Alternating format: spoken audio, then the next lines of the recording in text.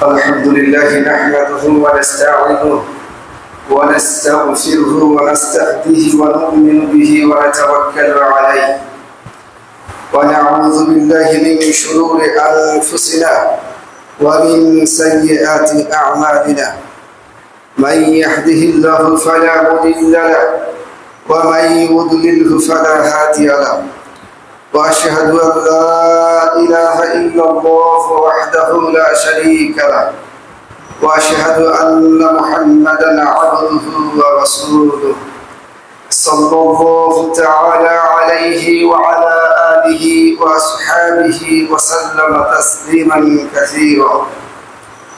أما بعد فإن خير الحديث كتاب الله وخير الهدي هدي محمد صلى الله عليه وسلم وشر الأمور محدثاتها وكل محدثة بدعة وكل بدعة ضلالة وكل ضلالة في النار.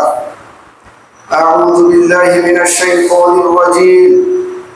يا أيها الذين آمنوا اتقوا الله حق تقاته ولا تموتن إلا وأنتم مسلمون.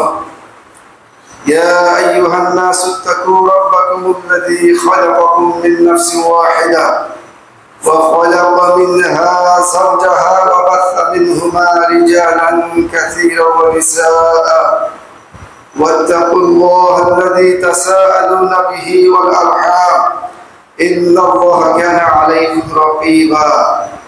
يا أيها الذين آمنوا اتقوا الله وقولوا قولا سديدا يصلح لكم أعمالكم ويغفر لكم ذنوبكم ومن يطع الله ورسوله فقد فاز فوزا عظيما. فأعوذ بالله من الشيطان الرجيم. وإذا لقوا الذين آمنوا قالوا آمنا وإذا خلوا إلى شياطينهم قالوا إنا معكم إنما نحن مستهزئون. وقال رسول الله صلى الله عليه وسلم آية المنافق ثلاث إذا حدث كذب وإذا وعد أخلف وإذا اؤتمن خان.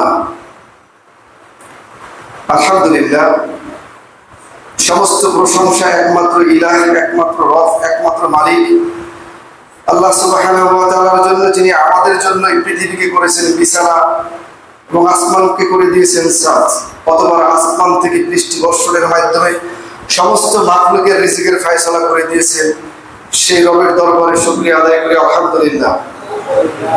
দুরূদ ও তাসলিম অবতীর্ণ হোক মানবতার মহান মুক্তির দূত আখির নবী মুহাম্মদুর রাসূলুল্লাহ সাল্লাল্লাহু আলাইহি ওয়াসাল্লামের উপর। আল্লাহুম্মা সাল্লি আলাইহি আল্লাহুম্মা বারিক আলাইহি। সম্মানিত উপস্থিতি, জুমাদিউল উলা মাসের তৃতীয় খুতবায় আজকে সংক্ষিপ্ত খুতবার বিষয় মুনাফিকদের পরিচয়, তাদের বৈশিষ্ট্য এবং পরিণতি। মুনাফিক শব্দটি আরবি শব্দ, মুনাফিক শব্দটি এসেছে আরবি শব্দ নিফাক থেকে, যার অর্থ কপটতা, প্রতারণা, ধোঁকাবাজি, অন্তরে দ্বিমুখী ভাব পোষণ করে রাখা। নিফাক হচ্ছে অন্তরের রোগ। নিফাকের অবস্থান ঈমান এবং কুফরের মধ্যবর্তী জায়গায়। শরীয়তের পরিভাষায় নিফাক বলা হয় অন্তরে শত্রুতা, প্রতারণা, বিদ্বেষ, বিরোধিতা পোষণ করে বা বিরোধিতা গোপন রেখে বাহিরে প্রকাশ্যে ভালোবাসা ও আনুগত্যের প্রদর্শন করা। অন্তরে আছে তার বিদ্বেষ, অন্তরে আছে তার প্রতারণা, শত্রুতা, কিন্তু বাহিরে এসে ভালোবাসা এটা প্রকাশ করে, বাহিরে এসে তার প্রতি আনুগত্যশীল এটা প্রকাশ করে। আবার নিফাক হচ্ছে অন্তরে কুফর, শিরক অথবা আল্লাহ সুবহানাহু ওয়া তাআলার অবাধ্যতাকে পোষণ করে। কিন্তু প্রকাশ্যে যখন মুমিনদের মাঝে আসে, মুসলিমদের মাঝে আসে, তখন তাদের সামনে সে মুমিন সুলভ বা মুসলিম সুলভ আচরণ করে। এটার নাম হচ্ছে নিফাক। আর যাদের মধ্যে, যেই ব্যক্তির মধ্যে হোক নারী অথবা পুরুষ, এই গুণগুলো বিদ্যমান বা এই গুণগুলো যাদের মাধ্যমে প্রকাশ পায়, তাদেরকে বলা হয় মুনাফিক। নিফাককারী যারা, তাদেরকে বলা হয় মুনাফিক। আল্লাহ সুবহানাহু ওয়া তাআলা এই জন্য পবিত্র কুরআনুল কারীমের সূরা বাকারায় বলেন, ওয়া মিনান নাসি মান ইয়াকুলু আমান্না বিল্লাহি ওয়া বিল ইয়াউমিল আখির ওয়া মা হুম বিমুমিনিন।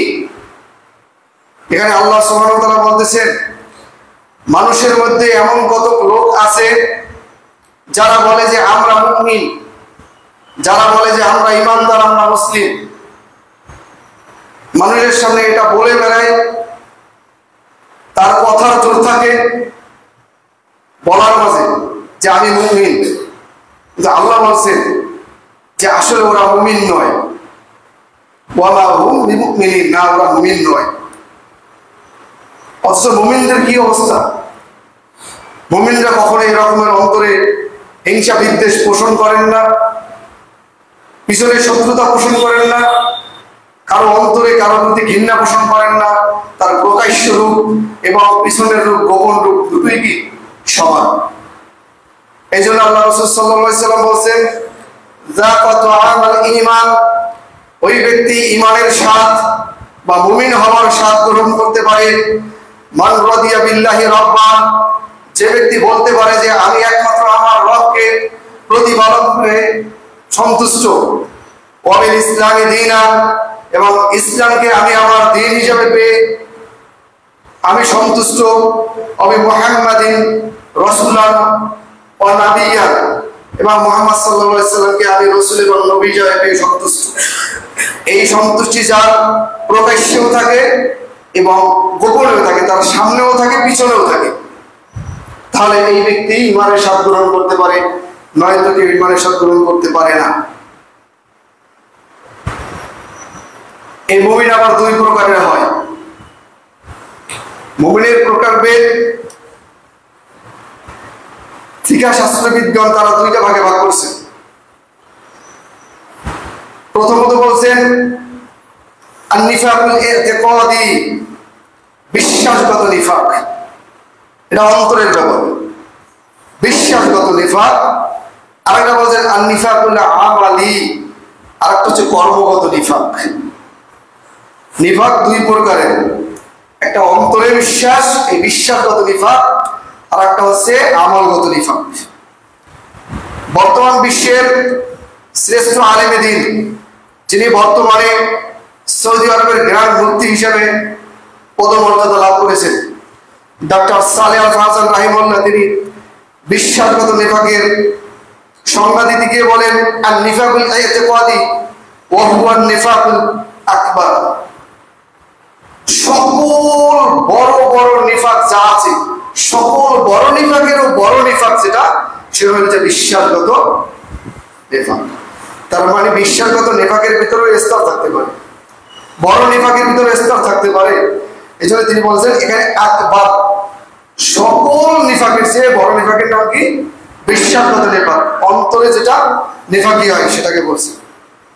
আল্লাযী ইয়াদহুরু সাহিবুল ইসলাম, এবং তিনি ব্যাখ্যাও দিয়েছেন যে এটা হলো এরকমের যে এই নিফাকের অধিকারী যেই ব্যক্তি, তার প্রকাশ্যে থাকে ইসলাম, ওয়া ইউবতিনুল কুফর, কিন্তু গোপনে থাকে কুফর। আমলগত বা কর্মগত নিফাকের সংজ্ঞা দিতে গিয়ে ডক্টর সালেহ আল ফাহজান রাহিমাহুল্লাহ বলেন, আন-নিফাকুল আমালি ওয়া হুয়া আমালু শাইইন মিন আমালিল মুনাফিকিন। আমলগত কর্মগত নিফাকের বৈশিষ্ট্য এই, ওই ব্যক্তির আমলগত যে নিফাকটা হয়, এটা মূলত নিফাকই প্রকাশ পায়। কিন্তু তিনি বলছেন মা বিকুয়াইল ঈমানি ফি কলব, কিন্তু তার অন্তরে তখন ঈমান থাকে। মানে এই নিফাকটা তার প্রকাশ হয় তিনি না বুঝার কারণে, অন্তরে তার ঈমান যথেষ্ট আছে, কিন্তু সে আমলের মানে কি? মিথ্যা। উদাহরণস্বরূপ বলা যায়, একটা লোকের অন্তরে ঈমান আছে কিন্তু সে ওয়াদা করে রাখতে পারল না। একটা লোকের ঈমান আছে কিন্তু সে মিথ্যা বলল, এটা হলো কর্মগত নিফাক। তো এই নিফাকের বৈশিষ্ট্য হলো কর্মে তার নিফাক প্রকাশিত হয় কিন্তু অন্তরে তার ঈমান থাকে। অন্তরে ঈমান থাকা অবস্থায় নিফাকটা প্রকাশ পায়। ডক্টর সালেহ আল ফাওজান রাহিমাহুল্লাহ এভাবেই বলছেন। আবার এই বিশ্বাসগত নিফাককে আবার 6 ভাগে ভাগ করা হয়েছে। এক নম্বরে বলছেন বিশ্বাসগত নিফাক, যেটা বড় নিফাক, যেই নিফাক করলে কুফর অথবা শিরক হবে, যেই নিফাক করলে কুফর অথবা শিরক হবে। কিন্তু যেটা আমলগত নিফাক, যেটাকে ছোট নিফাক বলা হয়, এটা করলে আপনার ঈমান কেটে যায় না, বরং আপনি একটা গুনাহ করবেন। তো বড় নিফাককে আবার 6টা ভাগে ভাগ করছেন। একটা, প্রথমত তাকযীবুর রাসূল, আল্লাহ রাসূল সাল্লাল্লাহু আলাইহি ওয়াসাল্লামের মিথ্যা প্রতিপন্ন করা। কোনো কথাবার্তার মাধ্যমে আল্লাহ রাসূলের উপরে মিথ্যা সাব্যস্ত করা, মিথ্যা প্রতিপন্ন করা। এরপরে বলছেন তাকযীবু বাদি মা জাআ বিহি রাসূল, এবং আল্লাহ রাসূল সাল্লাল্লাহু আলাইহি ওয়াসাল্লাম যা নিয়ে এসেছেন তাকে মিথ্যা প্রতিপন্ন করা। 2, 3 বুগদুর রাসূল, আল্লাহ রাসূল সাল্লাল্লাহু আলাইহি ওয়াসাল্লামের কে অপছন্দ করা, তাকে অপছন্দ করা, তাকে উপহাস করা, তাকে হিংসা করা। এরপরে বলছেন বুগদু মা জাআ বিহি রাসূল, এরপর অপছন্দ করা আল্লাহ রাসূল সাল্লাল্লাহু আলাইহি ওয়াসাল্লাম যা নিয়ে এসেছেন, তার মানে তিনি যে শরীয়ত দিয়েছেন তাকে অপছন্দ করা। এরপরে বলছেন আল মাসাররাতু বিইনখিফাদি দ্বীনির রাসূল। এই জিনিসটা কিন্তু খুবই গুরুত্বপূর্ণ পয়েন্ট। সেটা হলো যে আল্লাহ রাসূল সাল্লাল্লাহু আলাইহি ওয়াসাল্লামের দ্বীনের অবনতিতে খুশি হওয়া, মানে দ্বীনের ক্ষতি হয়েছে এতে সে খুশি। দ্বীনের কোন অংশ ইসলামের প্রতি কেউ কটাক্ষ করেছে, এটা তার ভালো লেগেছে। মুসলিমদের উপরে কেউ নির্যাতন করেছে, এটা তার ভালো লেগেছে। ইসলামের উপরে কেউ আক্রমণাত্মক কথা বলেছে, এটা তার ভালো লেগেছে। এটা কিন্তু বড় নিফাক। প্রকাশ্যে সে মুমিন, কিন্তু মনে মনে সে খুশি যে মুসলমানরা নির্যাতিত হয়েছে, এটা সে যেতে খুশি। পৃথিবীর যে প্রান্তে হোক না কেন, অথবা তার কাছে যেই হোক না কেন, সে খুশি। আল কারাহিয়াতু লিইনতিসারি দ্বীনির রাসূল, আরেকটা বলছে যে দ্বীনের বিজয়ে সে অসন্তুষ্ট হয়, দ্বীনের বিজয়ে সে অসন্তুষ্ট হয়। এই 6টা হচ্ছে বড় নিফাকের শাখা। এটা ফুকাহায়ে কিরাম ভাগ করছে, তারা এভাবে তুলে ধরছেন। আর আমার কর্মগত যে নিফাকি, এই নিফাকিকে আবার 5টা ভাগে ভাগ করছেন। প্রথমত ইজা হাদ্দাসা কাযাবা, যখন কথা বলে মিথ্যা বলে। ওয়াইদা ওয়াদা আখলাফা, যখন ওয়াদা করে খেলাফ করে। ওয়াইদা তুমিনা খানা, আর যখন আমানতদারি তার প্রতি থাকে, আমানত রাখা হয়, তখন সেটা খেয়ানত করে। ওয়াইদা আহাদা ওয়াদা, যখন তিনি কোনো বিষয়ে চুক্তিবদ্ধ হয়, চুক্তি করেন, সে চুক্তিকে ভঙ্গ করে। এরপর যে ওয়াইদা ফাসাবা ফাজা, আর যখন সে কারোর বিরুদ্ধে রাগান্বিত হয়, কারোর সাথে বিদ্বেষ পোষণ করে, তখন সে মুখের ভাষা খারাপ করে। এই মুনাফিকের মোট 11টা ভাগ। সংক্ষেপে বলি, যেহেতু সময় কম। মুনাফিকদের পরিণতি, আল্লাহ সুবহানাহু ওয়া তাআলা পবিত্র কুরআনুল কারীমে মুমিনদেরকে এবং আল্লাহ রাসূল সাল্লাল্লাহু আলাইহি ওয়াসাল্লামকে বলেছেন, ইয়া আইয়ুহান নবী, হে নবী, জাহিদুল কুফার ওয়াল মুনাফিকিন, আপনি কাফের এবং মুনাফিকদের বিরুদ্ধে লড়াই করেন। একই আয়াত। আমরা একটা বুঝি যে কাফের বিরুদ্ধে লড়াই করতে হবে না, আল্লাহ বলছেন তোমরা তাদের বিরুদ্ধে ওই রকম লড়াই করো যেভাবে তারা লড়াই করে। তারা যেই পথে লড়াই করে তোমরা তাদের বিরুদ্ধে সেই পথে লড়াই করো।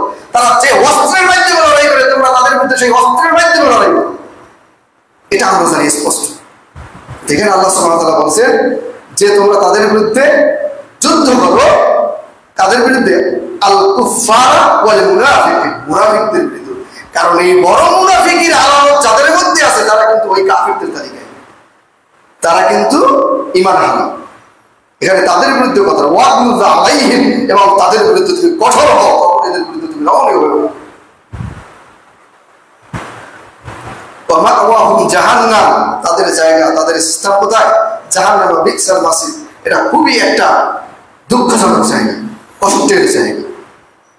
তাই এই মুনাফিকদের বিরুদ্ধে আল্লাহ সুবহানাহু ওয়া তাআলা পবিত্র কুরআনুল কারীমে কি বলছেন, এদের অবস্থান কি হতে পারে, পরিণতি কি হতে পারে? আল্লাহ ওয়াদাল্লাহুল মুনাফিকিনা ওয়াল মুনাফিকাতি ওয়াল কুফার নার জাহান্নাম খালিদিনা ফিহা। নারী হোক অথবা পুরুষ হোক, মুনাফিক নারী হোক অথবা পুরুষ হোক, তাদের জন্য কোন জায়গায় জায়গা? আল্লাহ বলছেন আল কুফার নার জাহান্নাম খালিদিনা ফিহা, তারা সেখানে স্থায়ীভাবে পড়ে চলে যাবে। ওয়া লাআনহুমুল্লাহ, এবং তাদের উপর আল্লাহ তাআলার অভিসম্পদ চলতেই থাকবে।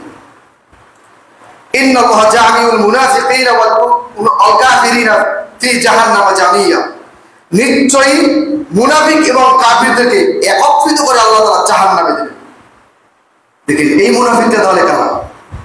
ওই যে আল মুনাফিক আর নিফাকুল ইতিকাদি, যারা বিশ্বাসগত মুনাফিক, তাদের ব্যাপারে কাফের এবং মুনাফিকদের একত্রে। এখানে তিনটা আয়াত বললাম, তিনটা আয়াতে কিন্তু কাফের এবং মুনাফিককে একত্রে কিন্তু বলা হয়েছে। তাদের অবস্থা এমন, মুনাফিকদের পরিণতি কিন্তু কাফেরদের মধ্যে বিশ্বাসগত মুনাফিক যারা, তাদের বাশশিরিল মুনাফিকিনা বিআন্না লাহুম আযাবান আলীমা, যে মুনাফিকদেরকে তুমি সুসংবাদ দাও। সেটা কি? বিআন্না লাহুম আযাবান আলীমা, তাদের জন্য রয়েছে মর্মন্তুদ শাস্তি। শাস্তি যখন সুসংবাদ হয়, আল্লাহ তাআলা ওদেরকে এমন ভাবে উপহাস করে বলছেন, ওদের শাস্তি তো হবেই হবে, তারপর উপহাস করছে তোদের জন্য সুসংবাদ। এটা কি সুসংবাদ? এভাবে আল্লাহ সুবহানাহু ওয়া তাআলা বিভিন্ন ভাবে তাদের শাস্তির ব্যাপারে বলা হয়েছে। মুনাফিকদের আনুগত্য করা না জায়েজ। এই মুনাফিকদের অবস্থা, মুনাফিকদের আনুগত্য করা যাবে না। যদি কেউ মুনাফিক হয় তার আনুগত্য করা যাবে না, সে যেই হোক না কেন। ওয়ালা তুতিল কাফিরিনা ওয়াল মুনাফিকিনা ওয়া দা'আহুম ওয়া তাওয়াক্কাল আলাল্লাহ, তোমরা কখনো কাফের এবং মুনাফিকদের আনুগত্য করবে না। ওয়া দা'আহুম, তোমরা তারা তোমাদের ক্ষতি করবে, এটা তোমরা জেনে রাখো। তবে ওয়া তাওয়াক্কাল আলাল্লাহ, তোমরা আল্লাহর উপরে ভরসা করো। এই মুনাফিকরা কাফেররা তোমাদেরকে অবশ্যই ক্ষতি করবে, তোমরা এটা জেনে রাখো। তবে তোমরা আল্লাহর উপরে ভরসা করো। ওয়া কাফা বিল্লাহি ওয়াকিলা, আল্লাহ সুবহানাহু ওয়া তাআলা তোমাদের জন্য যথেষ্ট ওকিল হিসাবে। ইয়া আইয়ুহান নাবিয়্যু ইত্তাকিল্লাহ ওয়া লা তুতিল কাফিরিনা ওয়াল মুনাফিকিনা ইন্নাল্লাহা কানা আলীমান হাকীমা। একই কথা এখানে বলা হয়েছে যে তাদেরকে তোমরা আনুগত্য করো না, আর তাদের জন্য ইন্নাল্লাহা কানা আলীমান, তাদের ব্যাপারে আল্লাহ তাআলা জানেন তারা কি কর্ম করতেছে, এটা অবগত আল্লাহ। তোমরা মনে করো না যে আল্লাহ তাআলা বেখবর তাদের ব্যাপারে। মুনাফিকদের জন্য কল্যাণ কামনা নিষিদ্ধ, তাদের জন্য কল্যাণ কামনা করতে পারবেন না। এখানে আমরা সূরা তাওবার দুইটা আয়াত উপস্থাপন করি আপনাদের সামনে। সূরা তাওবার একটি আয়াত, সম্ভবত 80 নম্বর আয়াত, আল্লাহ তাআলা নাযিল করেছেন ইস্তাগফির লাহুম আও লা তাস্তাগফির লাহুম ইন তাস্তাগফির লাহুম 70 মাররা ফালা ইয়াগফিরুল্লাহু লাহুম, যে হে নবী, আপনি তাদের জন্য দোয়া করেন অথবা না করেন, সমান কথা। এখানে মুনাফিকদের জন্য উদ্দেশ্য করছে, কিন্তু এই আয়াতটা মুনাফিকদের উদ্দেশ্যে করা হয়েছে। মুনাফিকদের সর্দার আব্দুল্লাহ ইবনে উবাই, নাম শুনছেন কি আপনারা? মুনাফিকদের সর্দার আব্দুল্লাহ ইবনে উবাই, এই আয়াতটা নাযিল হয়েছে তাকে লক্ষ্য করে। আব্দুল্লাহ ইবনে উবাই যখন ইন্তেকাল করেন, ইন্তেকালের পরে একটা পরিস্থিতি তৈরি হয়, তখন এই আয়াতটা নাযিল হয়, যে আয়াতে বলা হয় হে নবী, আপনি তাদের জন্য দোয়া করেন অথবা নাই করেন, সমান কথা। আপনি তাদের জন্য যদি 70 বার দোয়া করেন, আল্লাহ সুবহানাহু ওয়া তাআলা এই দোয়া কবুল করবেন না। এরপরে বলছেন ফালা ইয়াগফিরুল্লাহু লাহুম, আপনার এই দোয়া আল্লাহ তাআলা লা ইয়াগফিরু লাহুম, লাম তাকিদ, এর অর্থ কখনোই না, কখনোই আল্লাহ কবুল করবেন না। আব্দুল্লাহ ইবনে উবাই যখন ইন্তেকাল করলেন, তার ছেলে আসলো আল্লাহ রাসূল সাল্লাল্লাহু আলাইহি ওয়াসাল্লাম কাছে, হে আল্লাহ রাসূল, আমার পিতা মারা গেছেন, সে আমাকে ওসিয়ত করে গেছেন, যদি আমি মারা যাই তুমি আল্লাহ রাসূলের পোশাক টেনে আমার কাফনের ব্যবস্থা করবে। এজন্য আপনার কাছে এসেছি আর আপনার কাছে দোয়া চেয়েছি। আল্লাহ রাসূল সাল্লাল্লাহু আলাইহি ওয়াসাল্লাম কাপড়ের জন্য তার জামা দিলেন এবং তাকে দোয়া করার জন্য প্রস্তুত হলেন। তখন এই আয়াতটা সাহাবীদের জানা ছিল যে মুনাফিকদের জন্য দোয়া করা যাবে না, যদি 70 বার দোয়া করে আল্লাহ কবুল করবে না। তখন ওমর রাদিয়াল্লাহু তাআলা পিছন থেকে তার হাতটা টেনে ধরলেন, নয়তো তার কাপড়কে টেনে ধরলেন। যেহেতু আপনি কোথায় যাচ্ছেন, আল্লাহ তো বলছেন 70 বার দোয়া করলে কবুল করবেন না। তখন আল্লাহ রাসূল বললেন, হে ওমর, আল্লাহ তো বলছেন 70 বার, আমি 70 বারের বেশি দোয়া করবো, আল্লাহ ইনশাআল্লাহ কবুল করবেন। যেহেতু আল্লাহ বলছেন 70 বার দোয়া করলেও কবুল করবেন না, আমি এর চেয়ে বেশি করবো। আল্লাহ রাসূলের তার উম্মতের জন্য কতটা দরদ ছিল। আল্লাহ রাসূল জানতেন যে মুনাফিক, আল্লাহ রাসূল জানিয়ে দিয়েছে, তাকে চিনিয়ে দিয়েছে যে আব্দুল্লাহ ইবনে উবাই মুনাফিকদের সর্দার। কিন্তু তারপর আল্লাহ রাসূল চেয়েছে যে তার এই উম্মত যেন জাহান্নামে না যায়। এই জন্য তিনি বলছেন যে আমি যাবো। তখন আল্লাহ রাসূল চলে গেলেন।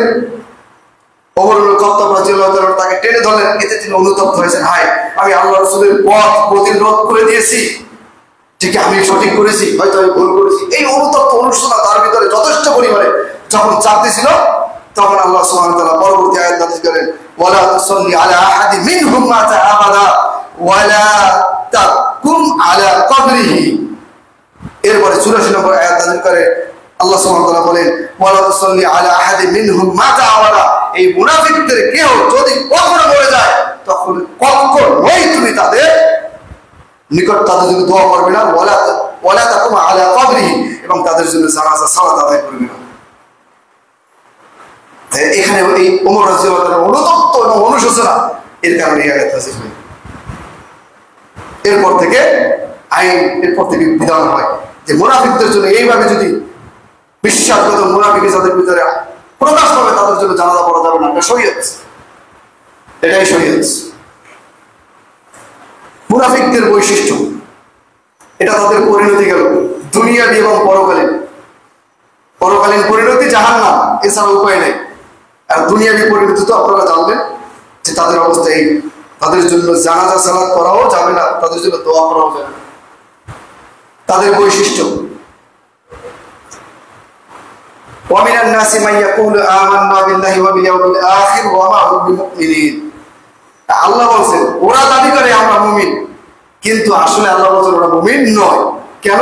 ইখাদিউন আল্লাহ, ওরা আল্লাহর সাথে প্রতারণা করে। কার সাথে প্রতারণা করে? আমি আপনি বুঝি না, ওর অন্তরে নিফাকি আছে। কে জানেন এটা? আল্লাহ জানেন, কিন্তু আমি জানি না। এই জন্য বলছেন ইখাদিউন আল্লাহ, ওরা আল্লাহর সাথে প্রতারণা করে, আপনার সাথে ধোঁকা দেয়। মানুষকে ধোঁকা দেয় না, এটাই আল্লাহর সাথে প্রতারণা হয়।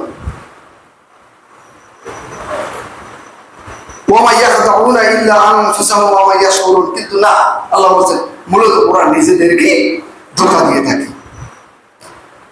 আল্লাহ সুবহানাহু ওয়া তাআলা বলেন, ইযা জাআকাল মুনাফিকুনা ক্বালু নাশহাদু ইন্নাকা লারাসূলুল্লাহ। মুনাফিকরা যখন আমাদের মাঝে আসে, তখন ওরা সাক্ষ্য দেয় যে আমি সাক্ষ্য দিলাম যে রাসূল সাল্লাল্লাহু আলাইহি ওয়াসাল্লাম আল্লাহর পক্ষ থেকে প্রেরিত রাসূল। আল্লাহু ইয়ালামু ইন্নাকা লারাসূলুহু, আর আল্লাহ সুবহানাহু ওয়া তাআলা জানেন যে অবশ্যই তিনি আল্লাহর রাসূল। ওয়াল্লাহু ইয়াশহাদু ইন্নাল মুনাফিকিনা লাকাযিবুন। এরপর আল্লাহ তাআলা বলেন যে আল্লাহ তাআলা সাক্ষী দেন যে অবশ্যই মুনাফিকরা মিথ্যাবাদী। অবশ্যই মুনাফিকরা কি? মিথ্যাবাদী। ওয়া ইযা জাআকুম ক্বালু আমান্না, অন্য আয়াতে বলছেন যখন তারা তোমাদের নিকটে আসে, তখন তারা বলে আমান্না ওয়া কাদ দাখালু বিল কুফরি ওয়া হুম ক্বাদ খরাজু বিহি। ওরা তোমাদের নিকট যখন আসে, কুফরি অন্তরের ভিতরে নিয়েই তোমাদের নিকটে আসে, এবং যখন বের হয়ে যায় তখন ওরা কুফরি অবস্থায় বের হয়ে যায়। এখানে বলছেন ওদের হেদায়েতের ব্যাপারের কথা। ওরা আমার নিকটে আসে, ওরা অন্তরে কুফরি লালন করে, পোষণ করে, গোপন ভাবে আমার কাছে আসে, কিন্তু আমার কাছে আসার পরেও ওদেরকে যখন নাসিহা করা হয়, ওদেরকে যখন দাওয়াত দেওয়া হয়, তারপরেও ইমানের দাওয়াত দেয়, তারপরে ওরা এই ইমান আনতে পারে না। ওই কুফরি নিয়ে ঢুকেছে, আর কুফরি ফিরেই ওরা বের হয়ে যায়। ওদের কপাল এত মন্দ।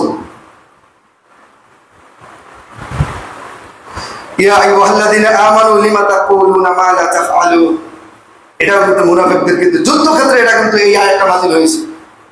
কারণ মুনাফিকদের একটি দল যারা যুদ্ধ করতে গিয়ে তারা খুব বলছে আমরা যুদ্ধ করবো, আমরা অমুক করবো, তমুক করবো, অনেক বড় বড় কথা। যখন যুদ্ধের জন্য প্রস্তুতি নেওয়ার কথা বলছে, তখন তারা পিছন থেকে সরে গিয়েছে। এই জন্য আল্লাহ তাআলা আয়াত নাযিল করেছে, ইয়া আইয়ুহাল্লাযীনা আমানু লিমা তাকুলুনা মা লা তাফআলুন। এখানে দেখেন ঈমানদার কিন্তু আল্লাহ তাআলা কিন্তু সম্বোধন করেছে, ইয়া আইয়ুহাল্লাযীনা আমানু, হে মুমিনগণ, লিমা তাকুলুন, কেন তোমরা এই কথাটা বলো, মা লা তাফআলুন, যে কথাটা তোমরা করো না। তার মানে আপনারা যে বলবেন তা করতে হবে। বলার পর যদি না করেন, তাহলে আপনার এই বৈশিষ্ট্য কিসের? নিফাক, মুনাফিকের বৈশিষ্ট্য। কাবুরা মাকতান ইনদাল্লাহি আন তাকুলু মা লা তাফআলুন।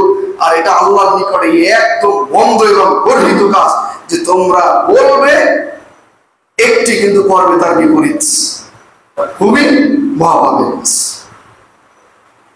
এই মুনাফিকদের একটা আলামত হলো ওরা নিজেরা ইমানের দাবিদার, ওরা নিজেরা ইমানদার দাবি করে কিন্তু ওরা আসলে মুনাফিক। ওদের আরেকটা বৈশিষ্ট্য হলো ওরা ফাসাদ সৃষ্টিকারী। ওরা কি সৃষ্টিকারী? ফাসাদ সৃষ্টিকারী। ওয়াইদা কিলা লাহুম লা তুফসিদু ফিল আরদ, সূরা বাকারার সম্ভবত 8 থেকে 17 নম্বর আয়াত পর্যন্ত তাফসীর সহ আপনারা ভাষায় নিয়ে সবাই পড়বে।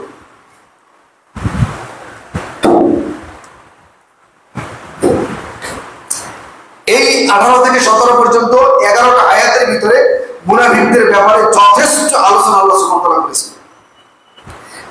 সেই 11টি আয়াতের ভিতরে একটি আয়াত ওয়াইদা কিলা লাহুম লা তুফসিদু ফিল আরদ, এই মুনাফিকদের বিকারে কি আপনি যখন বলেন যে তোমরা দুনিয়াতে ফাসাদ সৃষ্টি করো না, তোমরা মিথ্যা সৃষ্টি করো না, তখন ওরা বলবে ক্বালু ইন্নামা নাহনু মুসলিহুন, না বরং আমরা তো ফাসাদ সৃষ্টি করেছি না, বরং তোমরা ফাসাদ সৃষ্টি করতেছো, আমরা এটা সংশোধন করার চেষ্টা করতেছি। আল্লাহ বলেন যে ওরা ফাসাদ সৃষ্টি করে আর ওরা দাবি করতেছে না আমরা ফাসাদ করি না, বরং আমরা ফাসাদকে বন্ধ করার চেষ্টা করতেছি। ওয়ালাকিন লা ইয়াশউরুন, কিন্তু ওরা এটা বোঝে না যে আসলে ওরাই ফাসাদ সৃষ্টি করে। এই মুনাফিকদের অন্তর থাকে কলুষিত, এদের অন্তর অসুস্থ, একদম অসুস্থ। শরীর অসুস্থ হলে মানুষ বিছানায় পড়ে থাকে, আর অন্তর অসুস্থ হলে মানুষ পাপাচারে লিপ্ত হয়। মানুষের শারীরিক অসুস্থতার কারণে মানুষ বিছানায় পড়ে থাকে, তার সকল কাজ বন্ধ হয়ে যায়, দুনিয়ার সকল ভালো কাজগুলোও তার বন্ধ হয়ে যায়, করতে পারে না। কিন্তু যদি অন্তর কলুষিত হয়, অন্তর যদি রোগ হয়, অন্তর যদি অসুস্থ হয়, তাহলে তার এই অন্তর আর ভালো কাজগুলো করতে পারে, তার এই অন্তর সবসময় কিন্তু বন্ধ কাজের দিকেই পরিচালিত হয়, এছাড়া কিছু করতে পারে না। এই জন্য তাদের অন্তর, আল্লাহ বলছেন ওদের অন্তর কলুষিত। খাতামাল্লাহু আলা কুলুবিহিম, ও অন্তরকে আল্লাহ তাআলা মোহর করে দিয়েছেন। ওই যেভাবে আগের আয়াতে বললাম ওরা কুফর নিয়ে ঢোকে আবার কুফর নিয়ে বের হয়ে যায়, আল্লাহ রাসূল সাল্লাল্লাহু আলাইহি ওয়াসাল্লামের নিকটে বসার পরেও হেদায়েত লাভ করতে পারে না, ওদের অন্তরে হেদায়েতের আলো ঢোকে না। সেজন্য আল্লাহ এখানে বলেন খাতামাল্লাহু আলা কুলুবিহিম, ওদের অন্তরকে মোহর লাগিয়ে দেওয়া হয়েছে। ও আলা সামিহিম, ওদের যে শ্রবণ শক্তি কানে, এতেও মোহর মারা হয়েছে, কারণ ওরা শোনে কিন্তু শোনার পরে আর ওটা নিজেদের জীবনে আমল করবে এরকম অনুভূতি ওদের ভিতরে আসে না। ও আলা আবসারিহিম, এবার পর ওদের যে দৃষ্টি শক্তি, ওরা দেখে, ওরা কোরআনের আয়াত দেখে, ওরা বিধান দেখে, ওদের দৃষ্টিতে পড়ে, কিন্তু তারপর মানতে পারে না। গিশাওয়া, এটাকে ডেকে দেওয়া হয়েছে। ওয়ালাহুম আযাবুন আযীম, আর ওদের জন্য রয়েছে ভয়ানক শাস্তি। ফি কুলুবিহিম মারাদ, তাদের অন্তরে রোগ রয়েছে। ফাযাদাহুমুল্লাহু মারাদা, আর আল্লাহ তাআলা ওদের এই রোগকে আরো বাড়িয়ে দেন। যারা হেদায়েতের বাণী শোনার পরেও হেদায়েতকে গ্রহণ করে না, পৃষ্ঠ প্রদর্শন করে চলে যায়, আল্লাহ সুবহানাহু ওয়া তাআলা বলেন ওদের অন্তরের যে এই রোগ, এই মারাদকে আল্লাহ তাআলা আরো বাড়িয়ে দেন। আল্লাহ বলেন এখানে যে ফি কুলুবিহিম মারাদ ফাযাদাহুমুল্লাহু মারাদা, এবং তাদের এই মারাদকে আরো বাড়িয়ে দেয়। ওয়ালাহুম আযাবুন আলীম, তাদের জন্য রয়েছে মর্মন্তুদ শাস্তি। বিমা কানু ইয়াকযিবুন, কারণ তারা মিথ্যাবাদী, তারা দিনকে মিথ্যা প্রতিপন্ন করে, তারা শরীয়তকে মিথ্যা প্রতিপন্ন করে। আর এদের অবস্থাটা হলো এমন মুযাবযাবিনা বাইনা যালিক, তার মানে ওরা মুমিনদের সঙ্গেও থাকে, কাফেরদের সঙ্গেও থাকে, একবার এদিকে একবার এদিকে, ওদের অবস্থাটা হলো এরকম। মুনাফিকরা মুমিনদেরকে নির্বোধ মনে করে। কোন মুমিন? কোরআনের আয়াতে যেখানে মুমিনদের কথা বলা যায় সেই মুমিন হলো সর্বকালের শ্রেষ্ঠ মুমিন। আল্লাহ রাসূল সাল্লাল্লাহু আলাইহি ওয়াসাল্লামের সাহাবায়ে কেরামদেরকে এরা বলে বুঝে না, এরা নির্বোধ। ওয়াইযা কিলা লাহুম আমানু ওয়াইযা কিলা লাহুম আমিনু কামা আমানান নাস, তোমরা ওইভাবে ঈমান আনো আল্লাহর প্রতি, ওইভাবে ঈমান আনো দ্বীন ইসলামের প্রতি যেইভাবে মানুষগণ, এই সমস্ত মানুষ সকল ঈমান এনেছে। ওই সমস্ত মানুষ মানে কারা? সাহাবায়ে কেরাম। সাহাবায়ে কেরামরা যেভাবে ঈমানের দ্বীনের প্রতি ঈমান আনছে, আল্লাহ রাসূলের প্রতি, আল্লাহ তাআলার বিধানের প্রতি ঈমান, তোমরা এভাবে ঈমান আনো। তখন ওরা বলে যে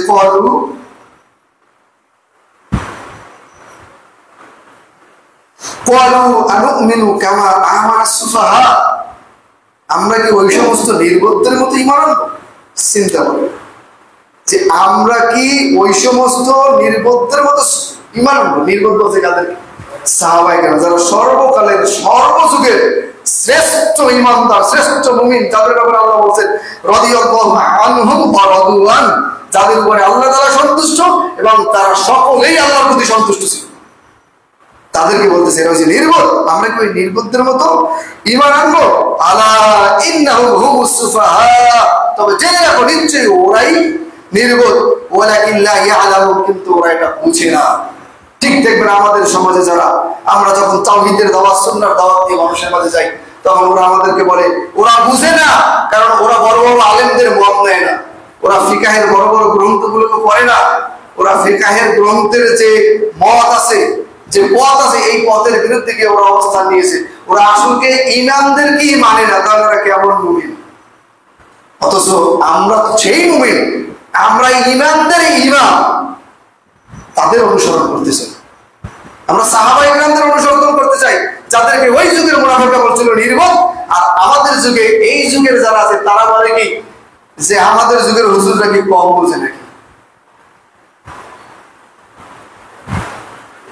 এই মুনাফিকরা দ্বিমুখী আচরণ করে।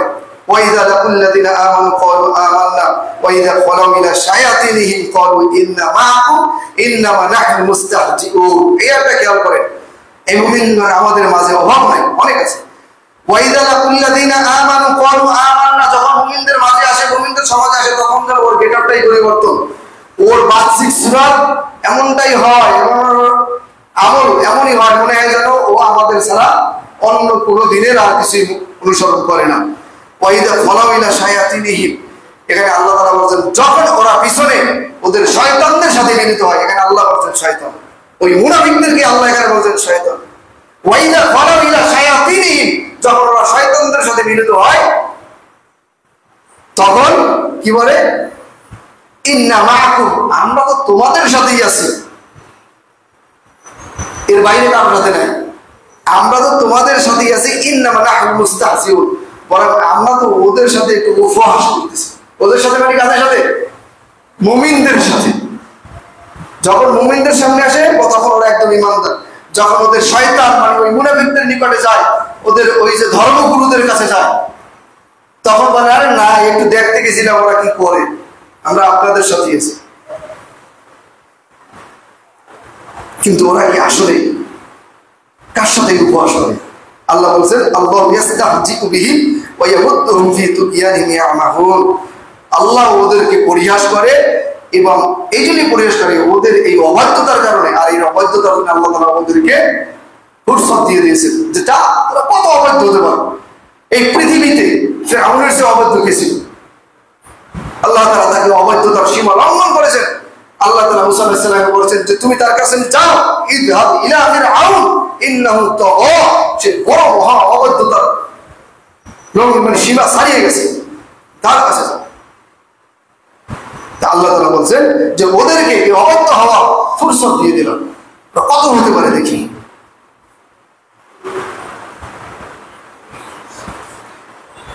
ওরা সত্যের পথের বিপরীতে গোমরাহির পথে অবস্থান করে। ওদেরকে যখন বলেন ওয়াইদা কিলা লাহুম তাআলাউ ইলা মা আনজালাল্লাহু ওয়া ইলার রাসূল, এই আয়াতটা খুব সুন্দর একটা আয়াত। ওয়াইদা কিলা লাহুম, যখন তাদেরকে বলা হয় তাআলাউ ইলা মা আনজালাল্লাহ, তোমরা এদিকেই আসো আল্লাহ যা নাযিল করেছেন তার দিকে, ওয়া ইলার রাসূল, এবং আল্লাহর রাসূল যা যে দিন শিখিয়ে গেছেন, যে সুন্নাহ শিখিয়ে গেছেন তার দিকে, রাআইতাল মুনাফিকিনা ইয়াসুদ্দুনা আনকা সুদুদা, বরং এই সময় তাদেরকে অর্থাৎ মুনাফিকদেরকে দেখবেন তারা পাশ কাটিয়ে যায়, এই কথাকে মানতে চায় না। আমরা যখন মানুষকে বলি আসেন আমরা কোরআন এবং সুন্নাহর উপরে থাকি, কোরআন এবং সুন্নাহ তাই পালন করি, কিন্তু তারা তখন কি বলে? তারা পাশ কাটিয়ে যায়। কোরআন আর সুন্নাহ আমার হুজুর তোমার সে কম বুঝে নাকি? এসে কষ্ট শেষ কষ্ট হাদিস সব কিছু দেবেন, তারপরে বললেন যে ফিকাহ কিতাবে এর ভালো জবাব আছে, কঠিন জবাব আছে। হাদিসে স্পষ্ট বিধান, স্পষ্ট থাকার পরেও আমি একজনের সাথে কথা বলেছিলাম আঙ্গুল নাড়ানোর পরে ব্যাপারে, তখন সে বললো এটা সহিহ হাদিসে আছে ঠিক আছে, কিন্তু এর বিরুদ্ধে আপনার সরার যে হাসিয়াগুলো আছে, ব্যাখ্যা গ্রন্থের যে টিকাগুলো আছে, ওই টিকাতে এর বিরুদ্ধে শক্ত জবাব আছে। বুঝতে পারছেন? ওই যে আল্লাহ তাআলা বলছেন ওদের অন্তরকে রোগ বাড়িয়ে দিয়েছে, ভাবতে থাকো ওদের অবস্থা হলো এরকম। মুনাফিকরা ফাসিক, সত্য কাজে বাধা দানকারী, ওরা কিন্তু সত্য কাজে বাধা দেয়। আল্লাহ বলছেন আল মুনাফিকুনা ওয়াল মুনাফিকাতু বা'দুহুম মিন বা'দ, মুনাফিক নারী এবং মুনাফিক পুরুষ একে অপরের সঙ্গী, এরা পরস্পর একে অপরের সঙ্গী। ইয়ামুরুনা বিল মুনকার, দেখেন ইয়ামুরুনা বিল মুনকার, এরা মন্দ কাজের আদেশ করে, ওয়া ইয়ানহাউনা আনিল মা'রুফ, আর সৎ কাজ কোরআন সুন্নাহর আলোকে যেটা তার মধ্যে বাধা দেয়, নিষেধ করে।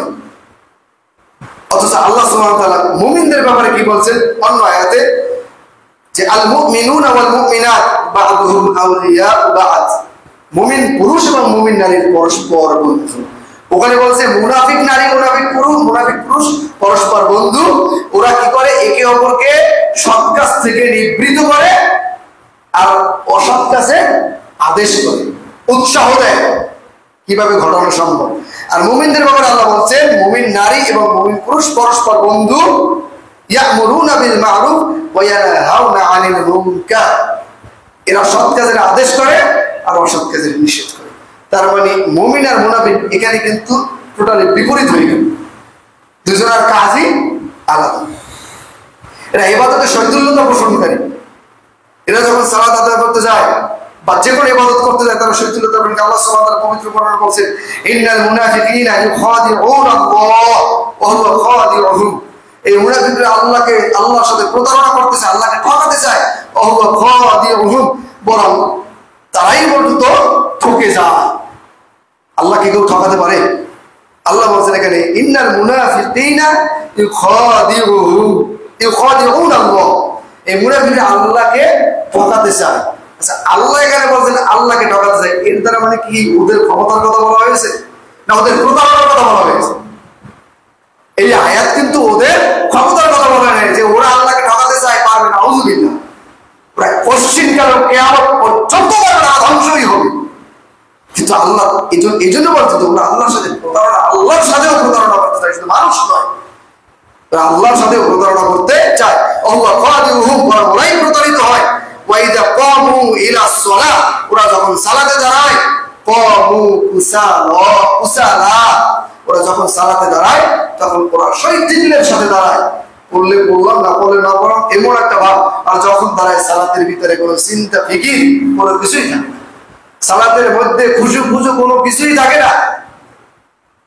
কোনো ওয়াক্তে মন চাইলে পড়ে, কোনো একটা চাইলে মন চাইলে পড়ে না। আবার যখন পড়ে তো তার ভিতরে কোনো প্রাণ থাকে না ওই সালাতের। এক প্রকার সালাতের ব্যাপারে আল্লাহ রাসূল সাল্লাল্লাহু আলাইহি ওয়াসাল্লাম হাদিসে এক সাহাবীকে 3 বার পড়তে বলছেন। এটা যদিও সালাতের শুদ্ধতার ক্ষেত্রে, সালাত ভুল ছিল, এখানে আল্লাহ সেটাই বলছেন যখন তারা সালাতে দাঁড়ায় কুসালা, তারা তখন শহীদের সাথে দেয় ইউরাউনা নাস, এবং তারা লোক দেখানোর জন্য ইবাদত করে। দেখেন মুনাফিকদের আলামত, লোক দেখানোর জন্য ইবাদত করে। ওয়ালা ইয়াযকুরুনাল্লাহ ইল্লা কালিলা, ওয়ালা ইয়াযকুরুনাল্লাহ ইল্লা কালিলা, খুব কম সংখ্যক লোকই আল্লাহ তাআলা শুকর গুজার করে, আল্লাহ তাআলা জিকির করে, আল্লাহ তাআলাকে স্মরণ করে। মানে আল্লাহ তাআলার আনুগত্যশীল লোকগুলো খুব কমই, এদের সংখ্যা সবসময় কম। কোরআনের সব জায়গায় দেখবেন যে এদের সংখ্যা কম বলছে। আর যখন ফাসিক ফুজ্জারদের কথা বলেন তখন সব জায়গায় বলছেন কাসীরুন অথবা বলছেন আকতারুহুম, এই শব্দগুলোই বেশি আসছে। আর যখন এই শব্দগুলো বেশি তখন ওই গোমরাহীদের ব্যাপারটাই বেশি। যারা পাপিষ্ট, যারা ভ্রান্ত পথের উপরে আছে, যারা বাতিল মতবাদের উপরে, তাদের ব্যাপারে এই কথাগুলো বেশি বলা হয়েছে। والذين ينفقون أموالهم رياء الناس ولا يؤمنون بالله ولا بالآخرة ومن يكون الشيطان له قرينا فساء قرينا। আর যারা এরকমের লোক যখন ইবাদত করতে থাকে, তাদের ধন সম্পদ আল্লাহর রাস্তায় দান করতে থাকে, ومن يكون الشيطان মানে লোক দেখানোর উদ্দেশ্য করতে থাকে, তাহলে সে যেন শয়তানকে সঙ্গী করে নিল। ومن يكون الشيطان له قرينا فساء قرينا, আর সে একটা মন্দ সঙ্গী হয়ে গেল। শয়তান কারো সঙ্গী হলে সে কি ভালো সঙ্গী হয়? শয়তান কি কারো ভালো সঙ্গী? শয়তান কি কখনো কারো ভালো সঙ্গী? মুনাফিকরা মিথ্যাবাদী তা আপনারা জানেন। ওই যে 5টি গুণ করছিলাম ছোট নিফাকের, কর্মগত নিফাকের, সেখানে যেটা বলছিলাম সেটা কি ছিল? যখন কথা বলে মিথ্যা বলে। আল্লাহ রাসূল সাল্লাল্লাহু আলাইহি ওয়াসাল্লাম বলছেন যে মুনাফিকদের আলামত হচ্ছে 3টি। যখন কথা বলে মিথ্যা বলে, যখন আমানতটাকে খেয়ানত করে, যখন ওয়াদা করে ভঙ্গ করে। এই হাদিস বুখারীর। এর পরবর্তী বুখারীর হাদিস সিরিয়ালে পরবর্তী বুখারীর হাদিসে বলছেন যে 4টি গুণ যার ভিতরে বিদ্যমান। আরবাউন মান কুন্না ফি কানা মুনাফিকান খালিসা। 4টি গুণ যার ভিতরে বিদ্যমান সে টাটকা খাঁটি মুনাফিক। তার এই 3টা বলার পরে আরেকটা বলছেন, যখন সে কারোর সাথে রাগান্বিত হয় তখন সে ভাষা খারাপ করে, মুখের ভাষা তার আর সুন্দর থাকে না, তার ভাষা খারাপ হয়ে যায়। এই 4টা গুণ যার ভিতরে বিদ্যমান সে খাঁটি মুনাফিক। একসাথে যদি একত্রে থাকে, আর যদি আল্লাহ রাসূল বলছেন যদি এই 4টে গুণের কোনো একটা গুণ যদি কার ভিতরে যদি থেকে থাকে, তাহলে আল্লাহ রাসূল বলছেন যে খাঁটি মুনাফিকের যে কোনো একটা গুণ যেমন তার মধ্যে থেকে গেল। তার মানে খাঁটি মুনাফিকের গুণ তাহলে একটা থাকলেও থেকে যায়। 4টা গুণ থাকলে নিঃসন্দেহে খাঁটি মুনাফিক, এতে কোনো সন্দেহ নেই। কিন্তু যদি এর 4টার একটাও থাকে তাহলে খাঁটি মুনাফিকের একটা আলামত থেকে গেল। ইনশাআল্লাহ আমরা এর থেকে বাঁচার চেষ্টা করব। অহংকার, দাম্ভিকতা করা, এটাও কিন্তু মুনাফিকদের একটা আলামত। কোরআনের আয়াত আছে এবং হাদিসেরও রেফারেন্স আছে, সময়ের অভাবে আপনাকে বললাম। ঈমান এবং আমলের অসারতা একটু আগে বলেছি। কাফের এবং দুষ্কৃতির সাথে তাদের বন্ধুত্ব থাকে, তাদের বন্ধুত্ব মুমিনদের সাথে থাকে না। মুমিনদের সাথে ধোঁকা দেয়, সামনে আসলে মুমিন, পিছনে গেলে তারা কাফেরদেরই বন্ধু হয়।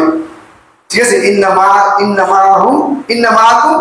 নাহনু মুস্তাহজিউন, যে আমরা তোমাদের সাথে আছি, আর ওই মুমিনদের সাথে আমরা সাহাবীদের সাথে, এখানে সাহাবীদের ব্যাপার বলা হয়েছে, সাহাবীদেরকে ধোঁকা দিতেছি, যে ওদের সাথে আমরা উপহাস করতেছি। আল্লাহ সুবহানাহু ওয়া তাআলা সংক্ষিপ্ত সময়ে আমাদেরকে যতটুকু উপস্থাপন করার তৌফিক দিয়েছেন আমরা করতে পেরেছি। এর থেকে আল্লাহ সুবহানাহু ওয়া তাআলা আমাদেরকে সঠিক বিষয়টুকু আমল করা, এর উপরে ঈমান আনার তৌফিক দান করুন। আমিন। সুবহানাকাল্লাহুম্মা ওয়া বিহামদিকা আশহাদু আল্লা ইলাহা ইল্লা আনতা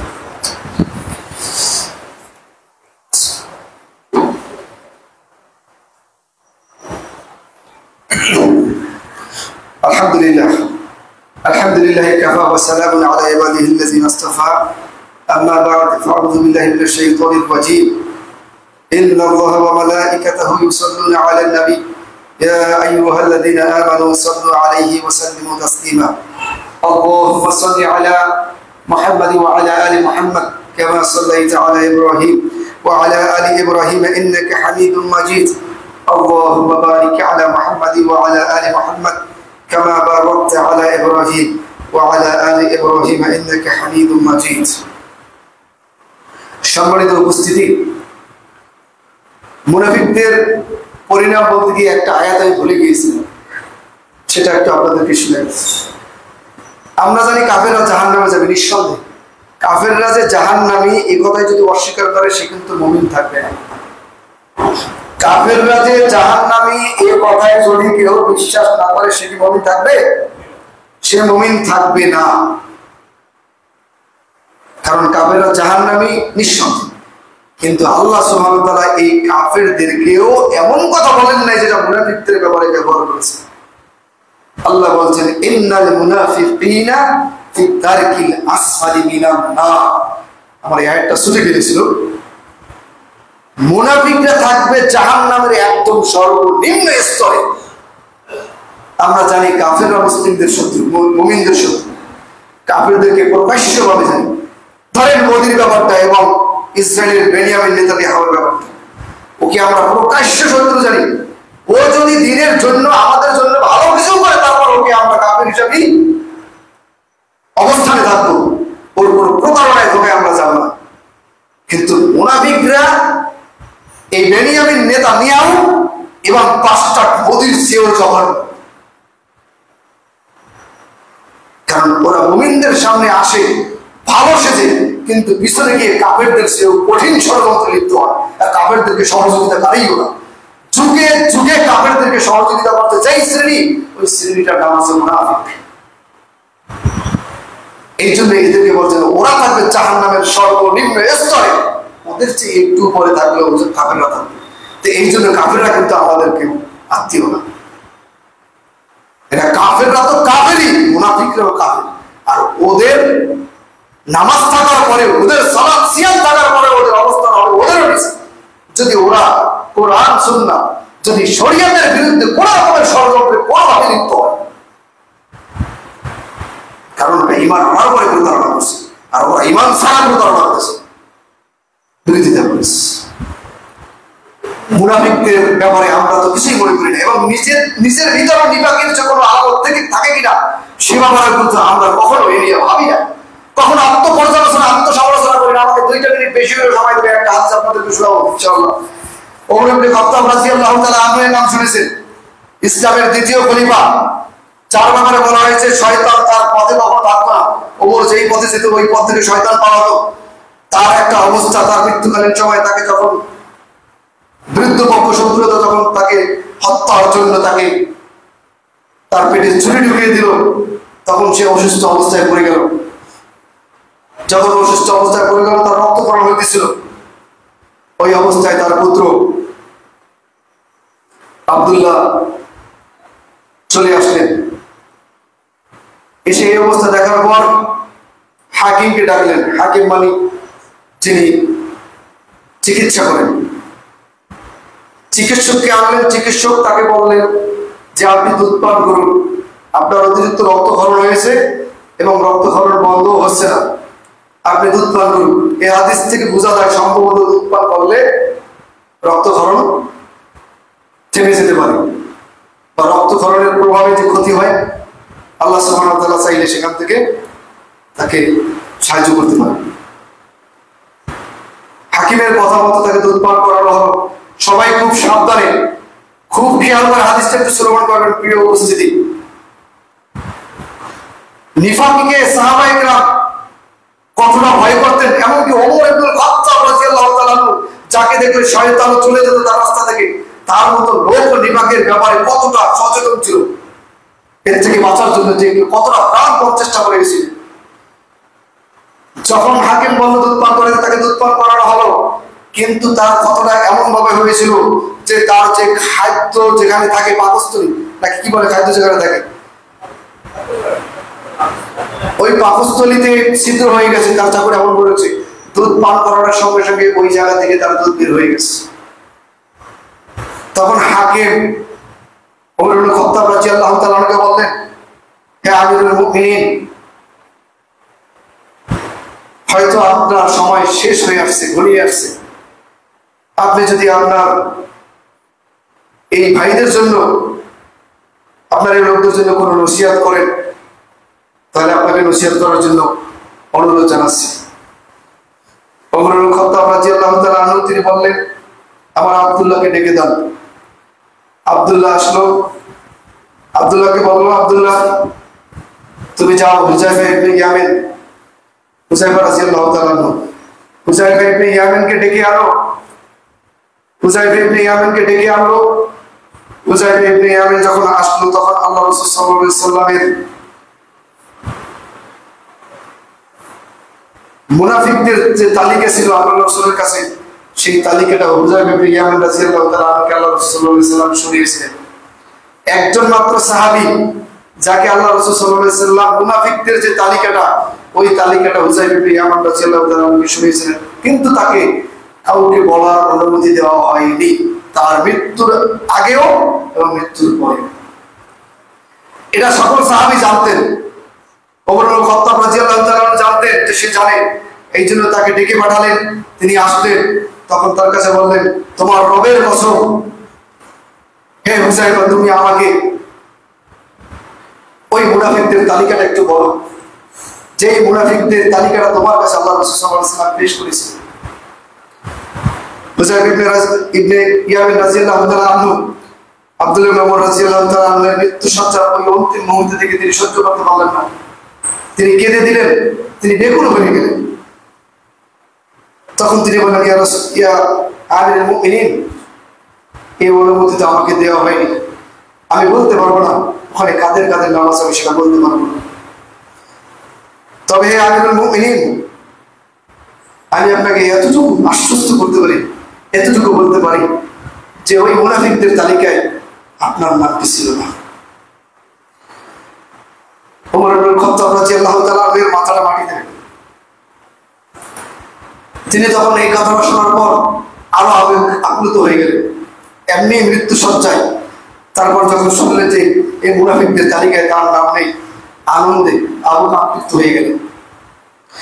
এরপর আব্দুল্লাহ ইবনে ওমর রাদিয়াল্লাহু তাআলা আনহু তার পুত্রকে আবার বলেন, হে আব্দুল্লাহ, যাও তুমি উম্মুল মুমিনিন আয়েশা রাদিয়াল্লাহু তাআলা আনহার কাছে যাও, আনহার কাছে যাও, তাকে গিয়ে বলো, হে আয়েশা, হে আয়েশা না, তাকে গিয়ে বলো যে আমাকে ওমর ইবনে খাত্তাব পাঠিয়েছে আপনার নিকটে। তুমি তাকে বলবে না যে আমিরুল মুমিনিন আমাকে পাঠিয়েছে, কারণ আমি এখন আর আমিরুল মুমিনিন নেই, আমার সময় শেষ।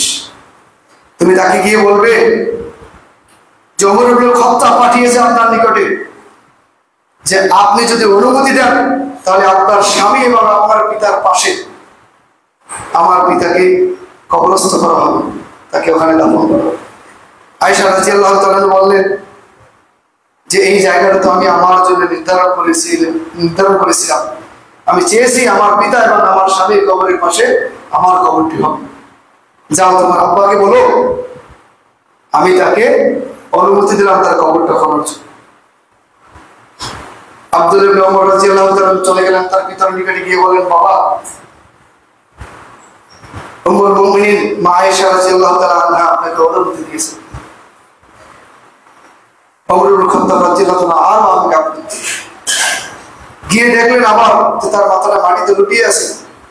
আব্দুল্লাহ ইবনে ওমর রাদিয়াল্লাহু তাআলা মাথার শিরে বসলেন, আসন করে বসে তার মাথাটা তার অনুরূপে রাখার চেষ্টা করলেন, কিন্তু ওমর রাদিয়াল্লাহু তাআলা বলেন, না আব্দুল্লাহ, আমার মাথাটা তুমি মাটিতেই রাখতে দাও, কারণ এর দ্বারা আমি আল্লাহর কাছে বলতে পারবো বা আল্লাহর কাছে আমি আরো বেশি বিনীত অবস্থায় মৃত্যুবরণ করতেছি। আমার মাথাটা তোমার রানের পুকুরের যদি রাখো, উড়ুর উপরে যদি রাখো, আমার মাথাটা উঁচু হবে। এটাই ছিল তার অভিব্যক্তি, না আমাকে মাটিতেই দাও, মাথাটা আমার লুটিয়ে থাকুক, আমি আল্লাহর নিকটে আরো বেশি বিনীত হতে পারবো। তখন আব্দুল্লাহ ওমর রাদিয়াল্লাহু তাই বললেন। এখানে আবার আব্দুল্লাহ ওমর রাদিয়াল্লাহু আবার তার পুত্রকে আবার বললেন, হে আব্দুল্লাহ, তুমি দুটি কাজ করেছো, দুটি কাজ থেকে আমি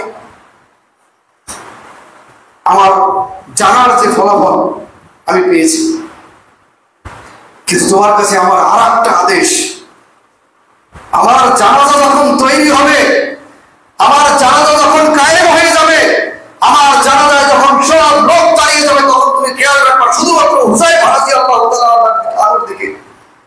তুমি খেয়াল করবে আমার জানাজায় হুযায়ফা রাদিয়াল্লাহু তাআলা উপস্থিত হয়েছেন কিনা, তিনি পিছন থেকে চলে গিয়েছেন। যদি খেয়াল করো যে আমার জানাজায় হুযায়ফা রাদিয়াল্লাহু তাআলা উপস্থিত হয়েছে, তাহলে মনে রাখবা যে আল্লাহ সুবহানাহু ওয়া তাআলা তোমার পিতাকে ক্ষমা করে দিয়েছেন। আর যদি দেখো যে হুযায়ফা রাদিয়াল্লাহু তাআলা আমার জানাজায় নাই, তাহলে মনে করে নিও যে তোমার বাবা আল্লাহ তাআলার পাকড়াও থেকে বাঁচতে পারবে না। সে তোমার বাবা হলেও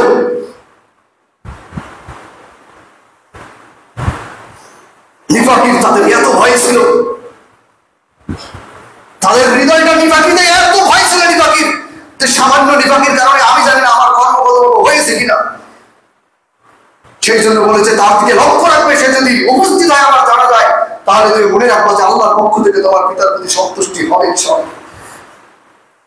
এরপরে বলছেন যখন আমার জানাজা নিয়ে কবরস্থ করা যাবে, তখন আবার তুমি আয়েশা রাদিয়াল্লাহু তাআলা আনহার কাছে যাবে, তাকে গিয়ে বলবেন যে আপনার ছেলে এই অংশে, হাদিসের এই অংশে গিয়ে বলতেছেন, ওই জায়গায় বলছেন যে ওমর ইবনে খাত্তাব অনুমতি চাচ্ছে, আর এখানে গিয়ে বলছেন যে যখন জানাজা নিয়ে যাবে দফন করার জন্য, তখন আয়েশা রাদিয়াল্লাহু তাআলা আনহার কাছে বলবে, হে মা, আপনার ছেলে আপনার কাছে অনুমতি চাচ্ছে আপনার স্বামী এবং পিতার পাশে তার লাশটা দফন করার জন্য। যদি আয়েশা রাদিয়াল্লাহু তখন যদি দিয়ে দেয়, তাহলে তুমি আমার লাশটা ওখানে দফন করে দেবে। এই ছিল সর্বকালের সর্বযুগের শ্রেষ্ঠ ইমানদার সাহাবায়ে কেরামদের নিফাক, কপটতা, মুনাফিকি থেকে বাঁচা, বেঁচে থাকা মুজাহাদা প্রচেষ্টা। নিফাকিকে তারা কতটা ভয় করত, আর আমরা বেমালুম নিফাকিতেই বসে মজে আছি যে যেন এটাকে আমরা মনে করি 3 বেলা 3 ওয়াক্তে সকাল দুপুর রাত্র খানা খাওয়ার মতো একটা অভ্যাস। আল্লাহ সুবহানাহু ওয়া তাআলা আমাদের সকলকে বড় নিফাকি হোক ছোট নিফাকি হোক সকল নিফাকি থেকে বেঁচে থাকার মতো তৌফিক দান করুন।